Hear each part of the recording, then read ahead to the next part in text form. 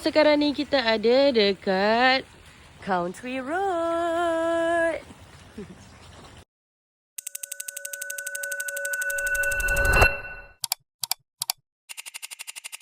Jadi kali ni staycation aku dekat Perlis je. Perlis ni dah lah makanan sedap, view pun cantik. Aku sebenarnya booking bilik yang menghadap view sawah, tapi disebabkan terdouble booking, jadi aku dapatlah bilik family room. Family room memang muat untuk 3 orang. Bilik dia bagi aku besar dan selesa lah. Aku pula tidur sini dengan kawan aku, tapi dia kabin sebelah lah. Naura tu pula dia kalut dah nak ajak kawan dia mandi kolam. Kami datang tidur sini sebab nak sambut birthday anak kawan aku. Best kan view dia, kolam, sebelah dia sawah padi. Dan dia pun juga disediakan basikal untuk apa kayuh dekat belakang ni. Terima kasih lah orang yang sponsor makanan sepenuh hari jadi Kak Chow. Penat-penat mandi terus lah anak-anak pirana ni main makan. Tapi kami tak ada lah fancy-fancy kek. Kek macam ni pun dah comel. Habis je makan, budak-budak ni sambung lah mandi lagi sampailah ke maghrib. Had si kecil tu pun bukan main. Cantik kan view dekat belakang, sambil-sambil layan view sambil tengok anak mandi. Tak salah aku, Country Road sekarang ni mereka sedang buat offer sepenuh bulan kemerdekaan. Dapat 10% off untuk penjawat awam. Penat dah mandi malam tu, kami pun lepak-lepak sat dekat luar saja ambil angin malam. Dan macam biasalah esok pagi tu pukul 7 dia dah terpacak mangkit ajak pergi mandi kolam. Hai, nasib baiklah ada pelampung, taklah risau sangat. Kabin dia aku rasa ada 12 kabin kot. Dan jangan risau juga, dekat area Sanglang ni malam-malam still je ada kedai makan. Dan kafe dia pun buka sampai pukul 11 malam. Dekat sini pula pot nak melepak sangat banyak, pilih je nak duduk dekat mana. Kafe dia dekat depan, so penginapan duduk dekat belakang kafe. Makanan kafe dia sedap-sedap tau. Dan dia pun juga ada buat sabun pakai biji kopi. Kreatif betul. Jadi bolehlah letak Country Road Sanglang Perlis kalau hampa ada plan untuk nak main jelajah Perlis.